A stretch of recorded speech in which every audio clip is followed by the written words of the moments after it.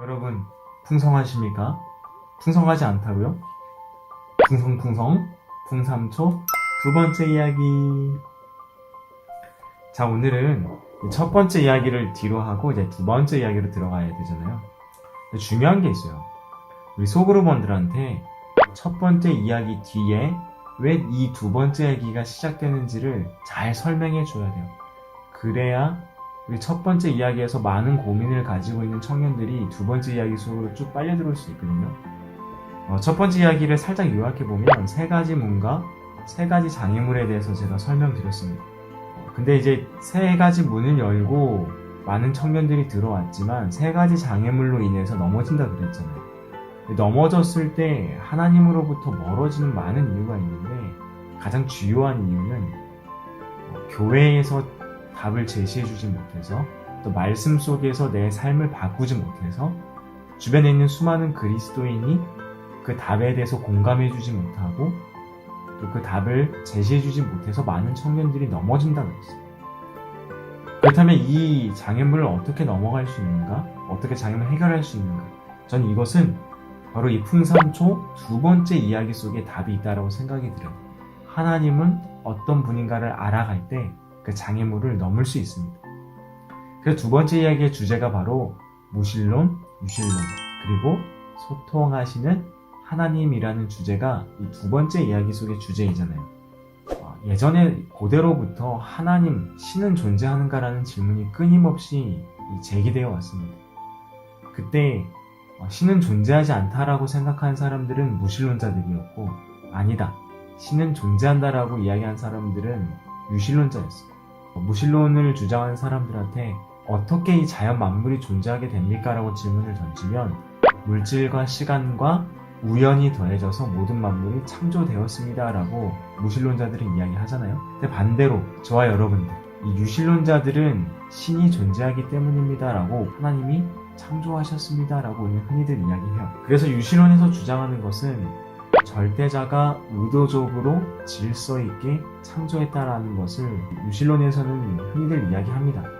그래서 유신론에서 이야기하는 것을 몇 가지 예를 들어볼 수 있는데, 전 대표적으로 아름다움에 대한 이야기를 좀 해보고 싶어요. 우리가 아름답다, 아름답네요 라는 표현들을 할 때 과연 그 아름다움의 정의는 어디서 오는가 라는 고민을 좀 해보게 된다면 그것은 바로 황금 비율에서 오게 된다라고 이야기를 해요. 자, 황금 비율은 뭐냐면 1.618대 1로 된 비율을 의미하는데, 우리 몬드리안의 그림이 있습니다. 이 그림이 유명한 이유는 황금 비율로 그려졌기 때문이라고 우리는 흔히 말을 해요. 또 한 가지 이야기를 해보면 다빈치의 모나리자가 있죠. 사실 그림 자체는 그렇게 미인은 아니잖아요. 근데 이 그림이 왜 유명하냐면 미인이 아님에도 아름답기 때문에 이 그림이 유명한 거예요. 보시면 눈썹도 없죠.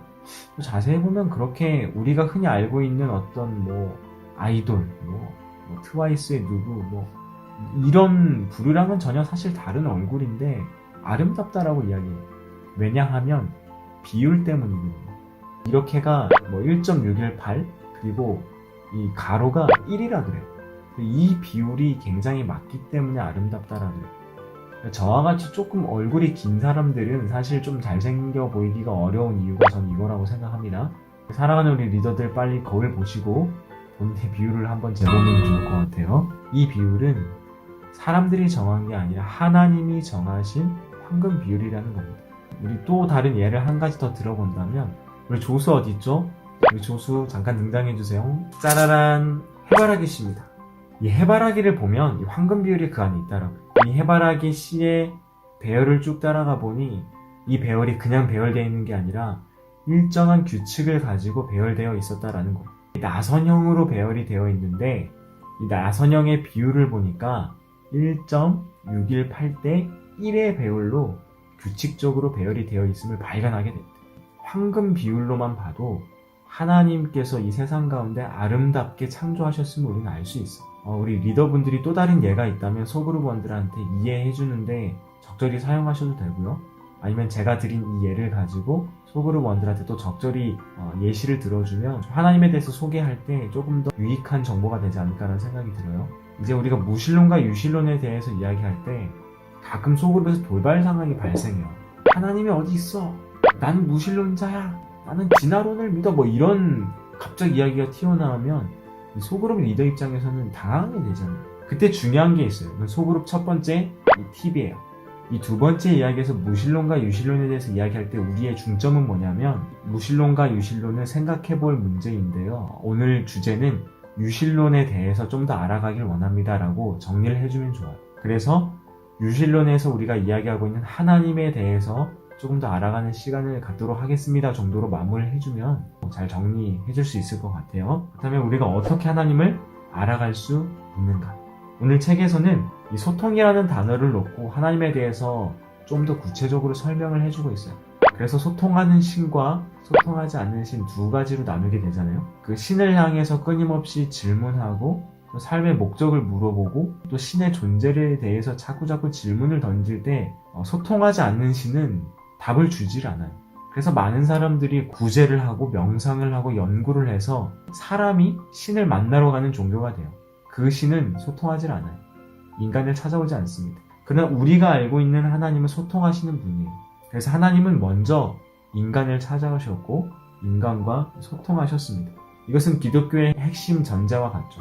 소그룹 두 번째 팁을 드리면 우리 또 소그룹원들이 중간중간에 주의력이 산만해지거나 막 갑자기 핸드폰 본다거나 화장실 간다거나 이래버리면 이 주의력이 좀 산만해지잖아요. 그때 주의력을 하나로 모을 수 있는 건 책 가운데 잘 정리된 문장을 다 같이 한번 읽는 거거든요.